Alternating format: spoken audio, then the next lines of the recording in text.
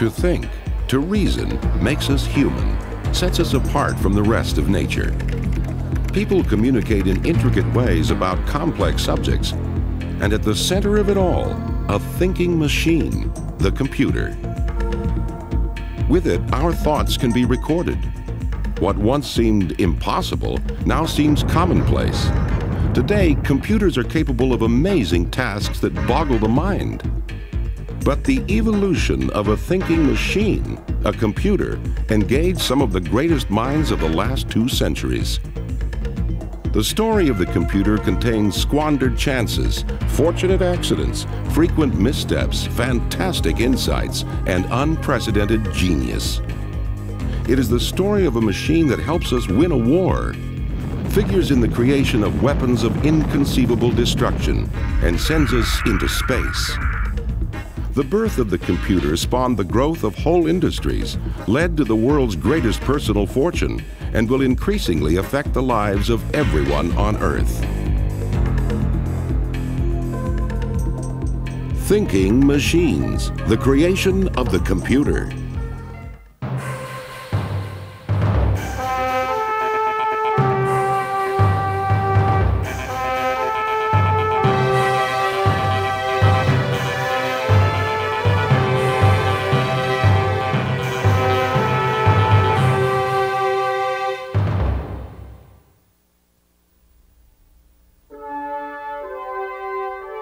Our world is increasingly filled with countless wonders that would not have been possible without one machine, the computer.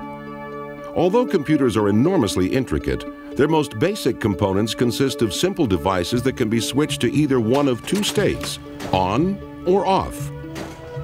The computer creates its magic by calculating with a speed and accuracy that far surpasses its human inventors. Computers stagger the mind with their complexity, but simply put, a computer takes information, processes it, and then outputs a result. It's all done with a unique partnership of hardware and software. Hardware comes in boxes. They're the physical components, such as the monitor and hard drive. Software comes on disks. Software consists of instructions that tell the computer what to do. One way to start this computational partnership is to type on the keyboard, providing input. The input is picked up by the central processing unit, or CPU, the computer's brain. Using instructions provided by software, the CPU processes the input. The magic behind the CPU is its blinding speed. Modern processors are measured in MIPS, millions of instructions per second. While processing, the CPU may retrieve data stored in random access memory, known as RAM, or data stored on a hard drive. Modern RAM is so quick that every second it can send the equivalent of 10,000 typewritten pages of information to the CPU. And modern hard drives can store the equivalent of 250,000 pages of typewritten material. After processing, the CPU outputs information, often on a monitor. The whole procedure is usually so quick that it appears instantaneous. Today, computers are so commonplace we take them for granted. But not long ago, computers only existed in the imagination of a few visionaries. The search for machines that could figure quickly and accurately has seized the human imagination for thousands of years. In fact, the computer's family tree has roots so deep in the past, it's impossible to know exactly where they begin.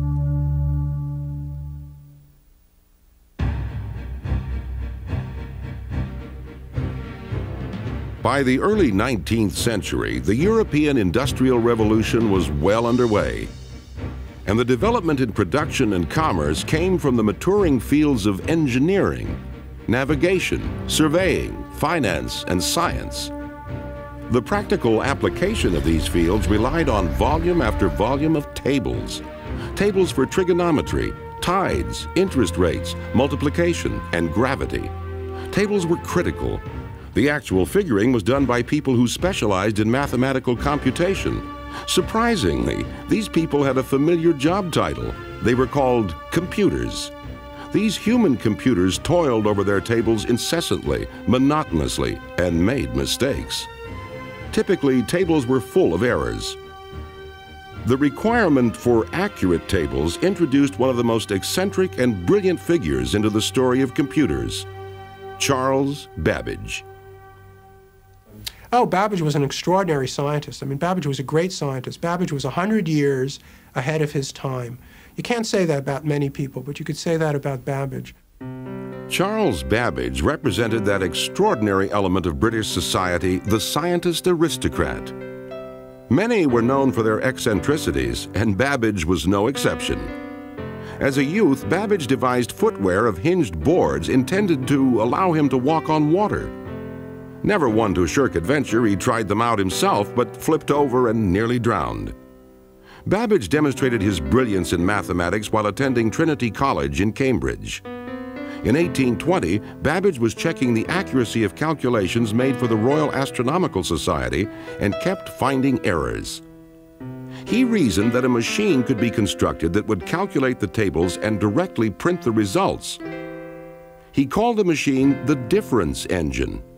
He drew up plans for a section of the device and had it built with his own funds in 1822. Babbage couldn't pay for the construction of the entire device, but since the greatest beneficiaries would be the British government and people, he made the extraordinary step of petitioning the government for a grant. In 1823, the Treasury provided the project with startup funds. Government support for the computer industry is nothing new. It's very much a big topic in the news today, and it will continue to be. Computing is an expensive proposition, and it usually requires some government support if it's going to get anywhere. Babbage hired a mechanical engineer, set to work on a complete design for the difference engine, and immediately ran into difficulties. The mechanical machine shops of the time were not advanced enough to produce parts in the precise measurements that Babbage's plans required.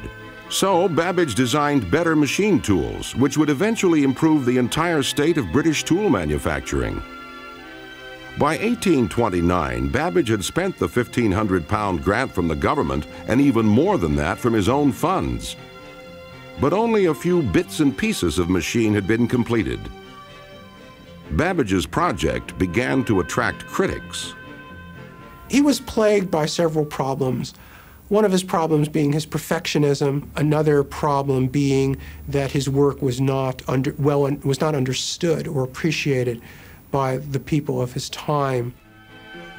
Babbage had many enemies. Even London's organ grinders despised him because he had tried to have them banned as their music interfered with his thinking. But the inventor continued to toil, and finally, in 1832, there were enough parts to assemble a section of the engine. It functioned perfectly, solving equations and producing 6-digit results. But it was only a small part of the proposed machine. The skyrocketing costs and lack of results finally made the government pull its support from the project.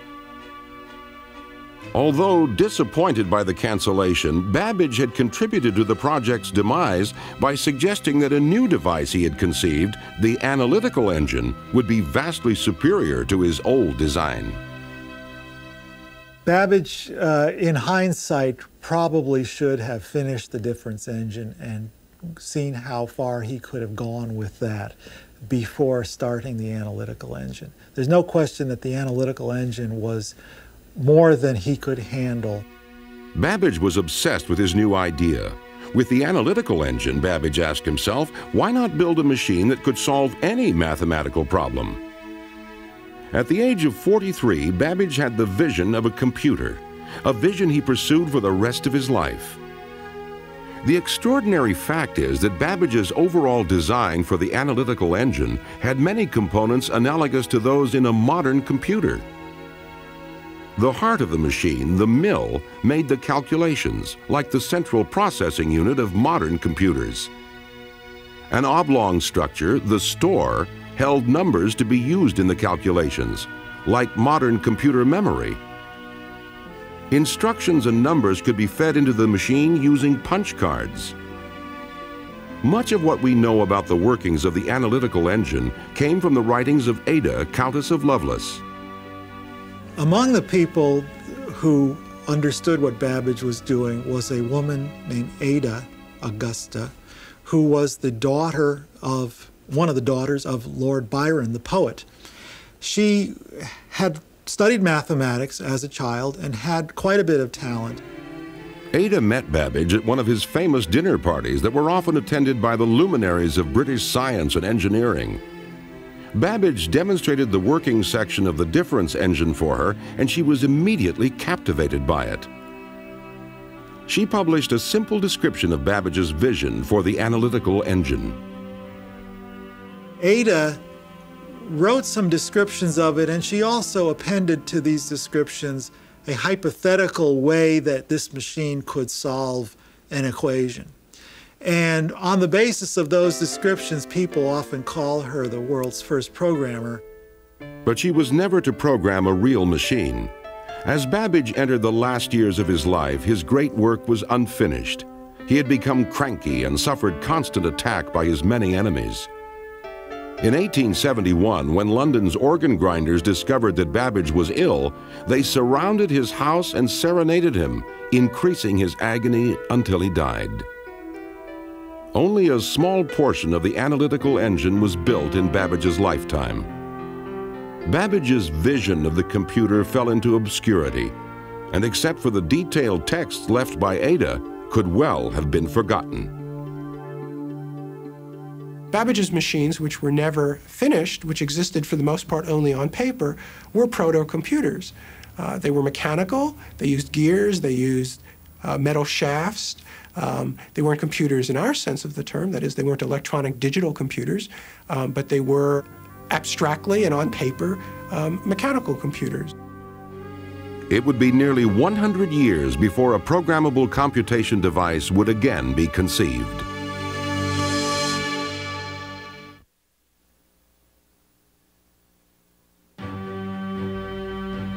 In the late 1800s, the idea of a programmable computer was a distant dream, but the American dream was becoming a reality. America was on its way to becoming the world's greatest industrial power and opened its arms to immigrants from other lands. In the second half of the 19th century, America's population increased 35% each decade. America's exploding population began to endanger one of its great institutions, the American census. The census, which is required by the Constitution to be held every 10 years, was still being done by old-fashioned people with making check marks on pieces of paper, and it simply couldn't keep up with the tremendous surge of population in the U.S. The crisis reached a head in 1887. The Census Bureau was still hand-tallying the data from the 1880 census. Desperate for relief, the Bureau pleaded for any method that could speed up the counting of the 1890 census. The superintendent of the census had proposals for 3 systems, so he decided to stage a contest. 2 of the systems relied on hand counting. The third, developed by a young, rather humorless former MIT instructor named Herman Hollerith, used punched cards. Punch cards would one day become the standard method of feeding high volumes of data into computers. Now, where he got this idea, we are not sure. He may have been inspired by the fact that a conductor on a railroad punches your ticket when you hand it to him.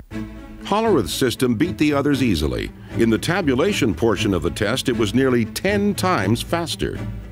The Census Bureau leased 56 of Hollerith's machines at $1,000 a year each and put them to work in July 1890. Census Bureau clerks used Hollerith's machines to punch the cards and then tabulate the results. Scores of operators were trained to use the puncher quickly and accurately. The tabulating was done with electricity. A metal pin that passed through a card hole made electrical contact with a cup of mercury, completing a circuit that was registered on a tallying device that consisted of rows of clock-like dials. Hollerith's machines were a step toward the later development of computers. They significantly sped up the processing of information. The results of the 1890 census count were a triumph for Hollerith. In just 6 weeks, the population count of 62,622,250 was tallied. Hollerith became the talk of the scientific community. He rented an office and set himself up in business. He called his new enterprise the Tabulating Machine Company. Hollerith had the Census Bureau business in his pocket, and the future looked bright. But it turned out to be harder than it seemed.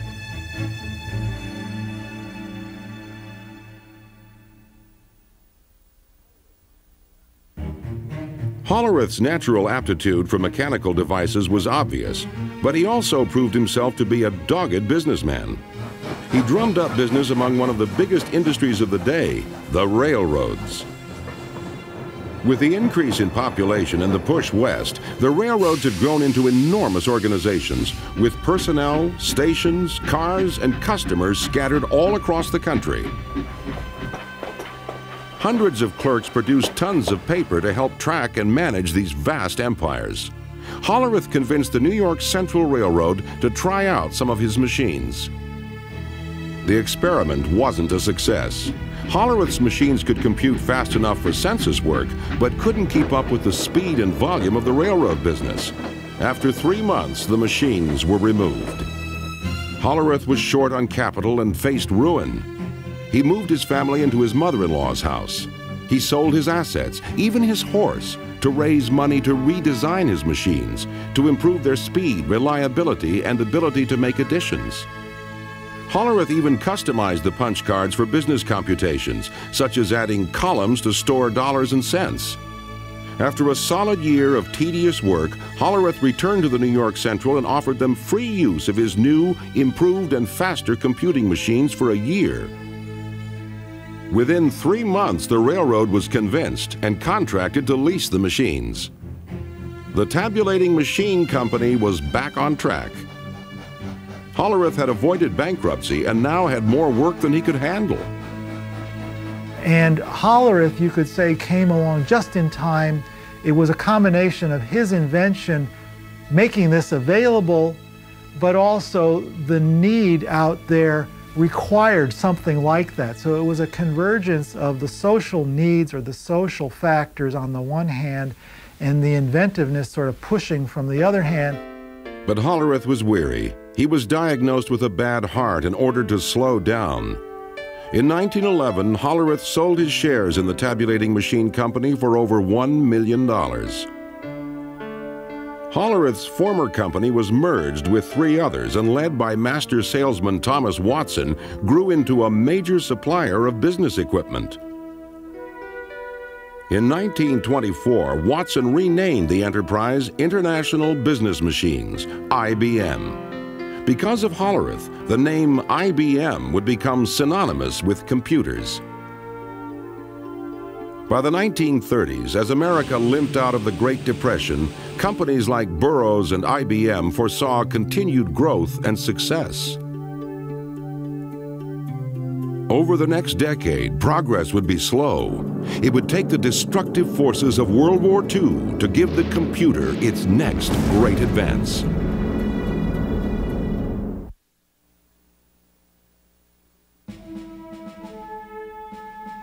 World War II spurred the development of the true computer. And in the turbulent days before the German blitzkrieg smashed Poland, a young Polish engineer walked into the British embassy in Warsaw and made an astounding proposition. He offered to sell the British the secret to the unbreakable German code machine, the Enigma. The British desperately wanted to crack the Enigma machine, used by German commanders to encrypt their most secret military radio messages. Radio is a wonderful piece of technology, but the very beauty of radio, the fact that you broadcast messages out, makes it very bad for military traffic, because the enemy can read your messages as well as the person you intended to read. So you encrypt the message. British intelligence supplied the engineer with a fake diplomatic passport and smuggled him out of Warsaw. While guarded by French agents in Paris, the engineer provided details on the code machine's ingenious operation. In the Enigma, plugs were rearranged to conform to that day's codebook combination. The power of Enigma was that this plug arrangement constantly varied how letters were coded throughout a transmission. The number of letter variations was astronomical, so high the Germans considered their code machine to be unbreakable. But the British now knew how the machine worked. They realized that they could very quickly try different key combinations on a small part of the code. Then, when that small part was broken and the key revealed, the rest could be decoded effortlessly. North of London, at a secret installation in Bletchley Park, British codebreakers built a computer-like machine to do just that. Colossus. Colossus used over 2,000 vacuum tubes to process 25,000 characters per second. Colossus could only do one job, but it could compute very quickly. Its deciphered German transmissions were called the Ultra Secret, the most closely guarded secret of the war. While the British were now able to read German messages, the question was how to take advantage of the secrets without tipping off the Germans that their code had been compromised. The most senior Allied commanders were privy to Ultra material, but had to exercise caution in reacting to it so as not to tip their hand. Ultra information was never revealed to anyone in a position to be captured by the enemy. Field commanders often went into battle lacking information on the enemy that was known to their superiors from Ultra dispatches. This secrecy may have also kept Colossus from prominence in the history of computers.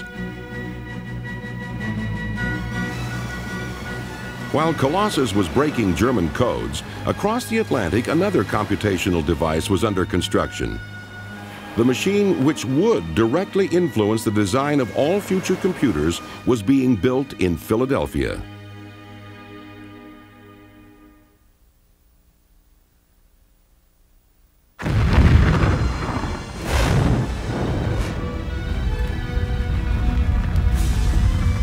In response to the attack on Pearl Harbor, American industry quickly became a powerhouse producer of the implements of war. But by 1943, there was a critical shortage of a surprising component of the war machine: firing tables for artillery pieces. Firing tables allowed gunners to correctly aim their guns in different ranges, altitudes, temperatures, and wind conditions. To calculate these tables required enormous numbers of calculations, which at that time were done by human beings. Incidentally, these people who did them were called computers. That was their job title. And they operated adding machines, mechanical adding machines primarily.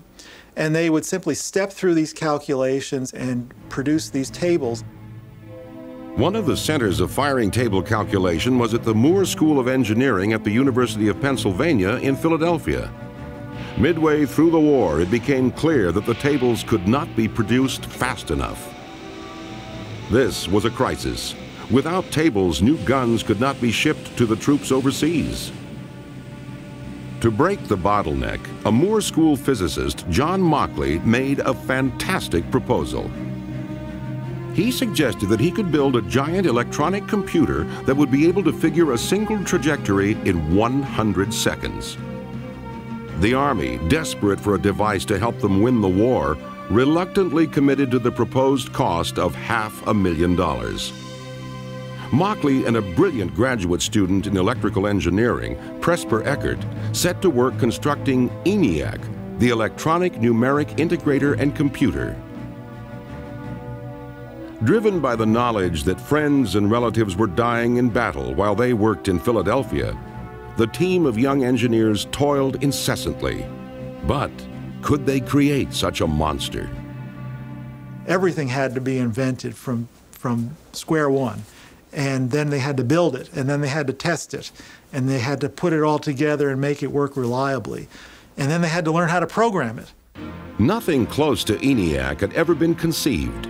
Nearly 100 feet long and weighing 30 tons, it contained almost 70,000 resistors, 10,000 capacitors, 6,000 switches, and 18,000 delicate vacuum tubes. Vacuum tubes burn out just like light bulbs. In a machine that contained 18,000 vacuum tubes, it was likely that at least one would always be burned out, crippling the machine. Presper Eckert found the key to making ENIAC function. He had the vacuum tubes built to high tolerances. He critically tested them, and then he ran them at low power. If you took these measures, you might be able to get the machine to work for 10 minutes, half an hour at a time. Since the machine calculated so quickly, you can get a lot of work done in a half hour. And so that's what happened. After 2 years of intense work, ENIAC was complete, a few months after the Japanese surrender.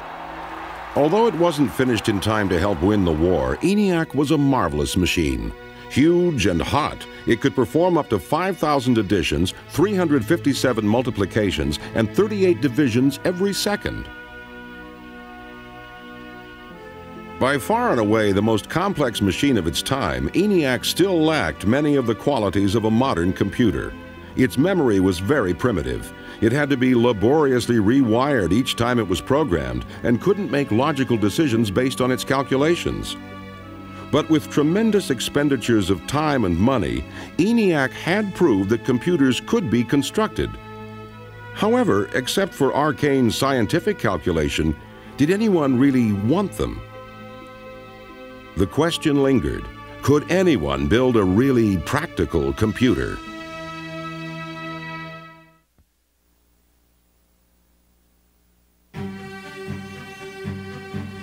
Just before the end of the Second World War, an advisor to the ENIAC project, John von Neumann, wrote a paper that was to greatly affect the next stage of computer design. Von Neumann possessed a photographic memory, an incomparably fast mind, and was one of the principal scientists involved in the Manhattan Project, the building of the atomic bomb.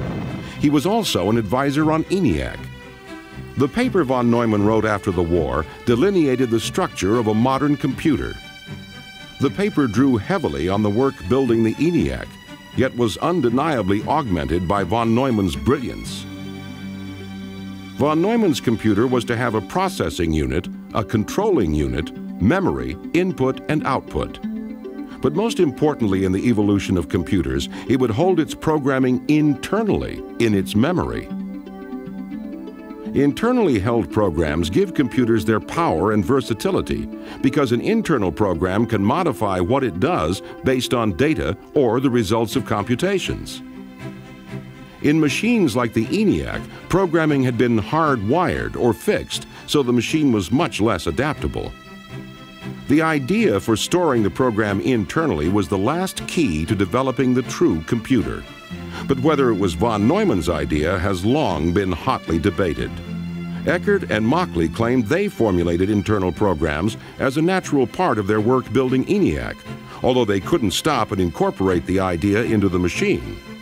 But many who read the paper assumed that all the genius behind it was from the great von Neumann. He was one of the most widely regarded mathematicians in the world. Eckert and Mauchly were relatively obscure. Eckert was a young man just out of school. Mauchly had been a professor at a fairly out-of-the-way college. They didn't have international reputations. Eckert and Mauchly weren't included as authors in the paper. They felt they had been betrayed. The most important effect of von Neumann's paper was to spur computer development. Eckert and Mauchly moved into offices in Philadelphia, hired a staff, and set up a company that would build a business computer. They called it the UNIVAC.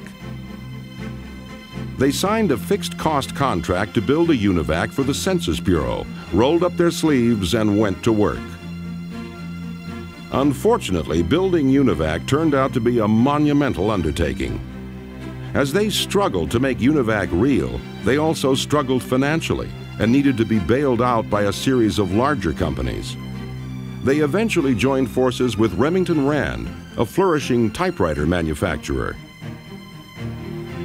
In March of 1951, after 6 years of toil, they finally delivered the first UNIVAC to the Census Bureau. Unlike ENIAC, the UNIVAC was an entire computer system designed for business. UNIVAC could be programmed for a variety of data processing tasks. Compact tape drives held data, and results were automatically printed. But even with the backing of Remington Rand, sales remained slow. Very few people understood how useful a computer could be. That perception changed dramatically one night in 1952. In a brilliant public relations move, Remington Rand arranged with CBS to use a UNIVAC on election night to predict the outcome of the presidential race between Dwight Eisenhower and Adlai Stevenson. Polls said the race was too close to call. No one had ever programmed a computer to make electoral predictions.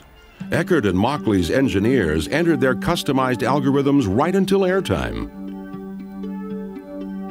The operators fed in the results of selected eastern precincts and at 9 p.m. ran their program. UNIVAC predicted a landslide for Eisenhower, but the polls said differently. The operators didn't believe what UNIVAC was telling them and assumed their programming was at fault. Quickly, they reprogrammed the machine to better reflect what the experts predicted. As the night went on, it became clear that Eisenhower would indeed win by a landslide. CBS sheepishly announced that they hadn't believed the machines. When all the votes were tallied, UNIVAC's initial prediction was off by less than 1% of the final result, an extraordinary prediction even by today's standards. The power and utility of the computer had been proved.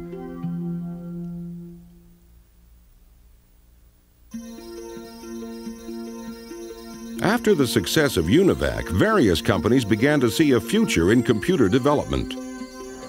New companies like Burroughs, as well as old giants like General Electric, jumped into the computer business. But most large American businesses were dependent on the data processing systems provided by one company, the office machine monolith, IBM. IBM had no computers. IBM's aging leader, the legendary sales guru Thomas Watson Sr., was not eager to jump into the enormously costly development of computers. A computer back then contained thousands of vacuum tubes, occupied one or more large rooms, and required a small army of attendants to run. IBM and most other people didn't see how computers could be used in business. It took Watson's son, Tom Watson Jr., to lead IBM into the computer age. As Watson himself recalls, the move was spurred by IBM's customers who were fed up with bulky punch cards. I remember particularly Jim Madden, then vice president of the Metropolitan Life, who said, we're going to cancel our IBM just the minute we learn to do this in tapes, because 3 floors of the Metropolitan Life building are used to store the cards of our customers' accounts. And if we keep going the way we will, they'll occupy the whole building. We were threatened into this progress. Faced with the prospect of losing customers, Tom Watson Jr. ordered the development of a computer. IBM's famous sales force told their customers a computer would arrive soon. In fact, it was still being planned. Finally, in 1953, IBM unveiled the 701. Although technologically inferior to the UNIVAC, the 701 and other early IBM computers were hits with the customers because they conformed to standard IBM systems and support. IBM saw the future, and it was computers. They redirected corporate efforts to computer development. IBM's efforts paid off, and by the beginning of the 1960s, the company's large mainframe computers dominated the business. But the development of the computer was about to go in an altogether different direction.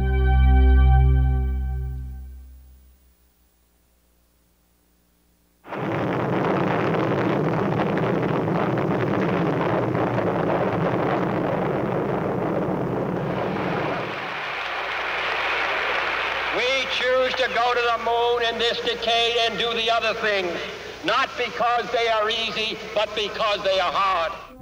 In 1961, America was trailing Russia in the race for space.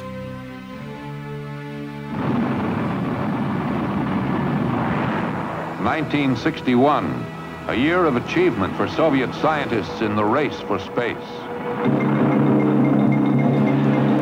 Yuri Gagarin has become the first human to orbit the Earth.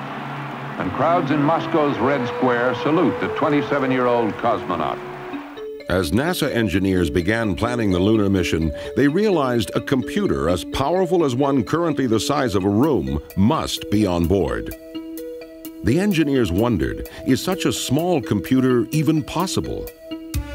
The first great breakthrough that would lead to computer miniaturization had already been made on December 23, 1947, when three scientists at Bell Labs, William Shockley, Walter Brattain, and John Bardeen, invented the transistor. Formed on the semiconductor silicon, the transistor could replace large vacuum tubes in computers. Compared to vacuum tubes, transistors were tiny, required little power, and produced little heat. The breakthrough was sufficiently important that the three inventors of the transistor were awarded the Nobel Prize. A computer that could navigate to the moon and back would require thousands of transistors, and although small, they were not nearly small enough. The next step in miniaturization occurred in 1959 when Robert Noyce and Jack Kilby, engineers for rival transistor manufacturers, independently came up with breakthroughs that led to the same revolutionary idea. An entire network of electronic components, transistors, diodes, capacitors, and resistors could be incorporated onto a single chip of silicon. This great innovation in electronics was called the integrated circuit. Using integrated circuits, a 10-ounce computer was built that was as powerful as a 30-pound one made of transistors. But integrated circuits had an inherent problem. They were difficult to manufacture and therefore were expensive. But the space race had started just in time to pay for them. In 1969, 5,000 integrated circuits made up the heart of each of two identical computers, one on the lunar orbiter and one on the lander. For their size, these were the most powerful computers on Earth, soon to leave the Earth entirely. Beautiful, just beautiful. Yeah, I'm going to step off the limb now. As Neil Armstrong took one small step in the lunar dust, Intel engineer Ted Hoff was making the last great leap in miniaturization, developing an idea that would put an entire computer on a chip of silicon, the microprocessor. The genie would be out of its bottle, beginning the computer revolution and changing the world forever.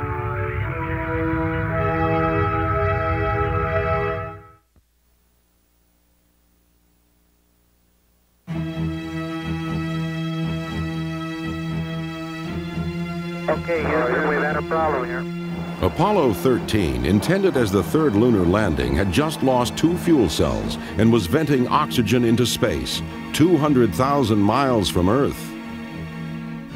Soon, the second oxygen tank would begin losing pressure. The astronauts would die unless they could precisely align their spacecraft and fire their rocket to slingshot themselves around the moon and back to Earth. Critical to the alignment was Apollo's state-of-the-art guidance computer. A new trajectory was figured. The all-or-nothing rocket firing was made. The Apollo 13 crew miraculously returned to Earth with the help of their small and powerful computer. By the last Apollo mission 2.5 years later, computers as powerful as those on Apollo would be available to everyone. That was because soon before the Apollo 13 flight, an engineer at Intel, Ted Hoff, had come up with an ingenious idea. Hoff had been told to design 12 separate integrated circuits to make a Japanese pocket calculator. He suggested placing the entire processing unit on a chip and programming it just like a computer. Intel developed the idea, and by 1970 they had a working model of a microprocessor.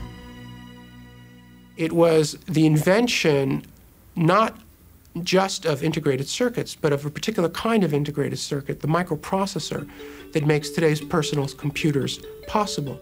Smaller than a fingernail, a microprocessor contains many of the components of a computer, including a control unit, a clock, and areas where data can be stored and modified. Processing power was about to become very cheap and very compact. In the mid-1970s, two friends, Stephen Wozniak and Steve Jobs, were manufacturing a small computer in a Palo Alto garage.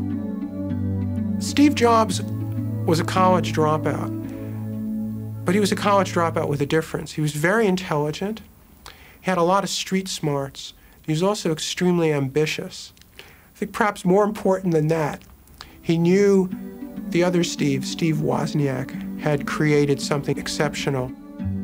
Steve Jobs sold his Volkswagen, and Stephen Wozniak sold his HP calculator to finance their company that would revolutionize the computer industry. Jobs trekked all over the San Francisco Bay Area to find buyers for the $500 machine, which they called the Apple I. The Apple I was large and unwieldy. Jobs realized they needed a new design for a computer that anyone could use. Wozniak began to build the Apple II. The fate of Apple changed dramatically when, in the fall of 1976, a visitor to Wozniak's garage saw the prototype of the Apple II. The visitor was Mike Markkula, who at 32 had retired from Intel as a millionaire. He was so impressed by the Apple II that he joined Apple and put it on a sound business footing. The Apple II was introduced to the public and sales skyrocketed. But in 1978, even with the success of the Apple II, using a computer wasn't easy. The early Apple computers, as well as all early personal computers, did not have graphical interfaces. They didn't have mice. They had what's known as a command line interface. That is, you typed instructions into the computer and your instructions appeared as text on the screen. A simple-to-use computer had been conceived by a computer scientist named Doug Engelbart. He demonstrated his vision in 1968 at the Fall Joint Computer Conference in San Francisco. If I hit W, it'll say delete word. The arrow moves back and forth to give me feedback. Wielding a keyboard and a pointing device he called a mouse, Engelbart worked with a computer 30 miles away, linked by microwaves, and demonstrated word processing and hypertext. Many in the audience went home inspired, but one group alone was to fulfill Engelbart's vision. That group was just down the road from San Francisco at Xerox PARC. In 1970, Xerox dominated the copier industry, but thought the future might be in computers. A young Xerox executive, Robert Taylor, worked with a team to transform the way the computer industry was perceived. As Robert Taylor himself remembers, the chairman of Xerox at the time, Peter McCullough, made a speech where he said that Xerox was going to become the architecture of information. So I asked his speechwriter not too long after that, what did that mean? Because I had an idea about what it ought to mean, and so did some other people. And the speechwriter said, well, he didn't really know, but it's a ringing phrase. And so I said, well, we're going to make it happen. Robert Taylor hired many of the country's top computer scientists and challenged them to create an easy-to-use personal computer. The result was the Alto, which incorporated many of the innovations in personal computers we take for granted today, all developed at Xerox PARC. The Alto used a mouse, a graphical interface, built-in networking, and printed on a laser printer. Xerox developed the Star, the commercial model of the Alto, but it never sold well. Xerox was a large and very successful photocopier company, and it didn't really understand computers, didn't appreciate the brilliance, the originality, and the enormous commercial worth of the computer developments at Xerox PARC. But Steve Jobs did.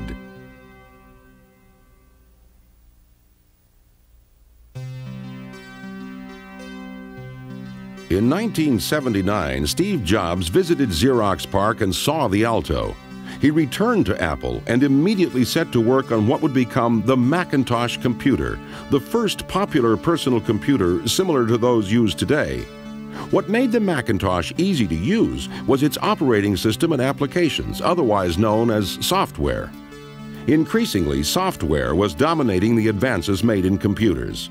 Bill Gates, the young president of computing software company Microsoft, understood the importance of software to the future of computers and parlayed this vision into a vast software empire, making him the richest man in the world. The dream of a machine that could think had come from a mechanical device to an electronic one, where the bits of coded information that ran it were as important, perhaps more important, than the machine that they controlled. This may have been the best evidence that a thinking machine had arrived and could now be placed on your desk. Soon, nearly half the jobs in America would use the computer.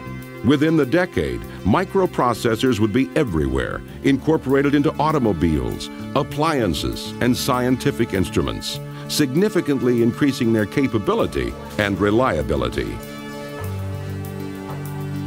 Unprecedented fortunes would be made in businesses that hadn't existed a decade before. Education would be transformed forever, as the access to information would be transferred from libraries and universities to your desktop. The Earth would shrink with unprecedented speed as a worldwide communication grid became accessible to anyone with a computer and modem. And even now, the evolution of a thinking machine isn't finished. Computers have already changed the way we live, and they'll change the way we explore our world and other worlds in the 21st century. They will take us to distant galaxies, and they will connect us right here on Earth. Computers will continue to become more interconnected. They will continue to become smaller, faster, cheaper. And software will become more powerful. Minds that have yet to be formed will mold this power to create new marvels inconceivable to us today.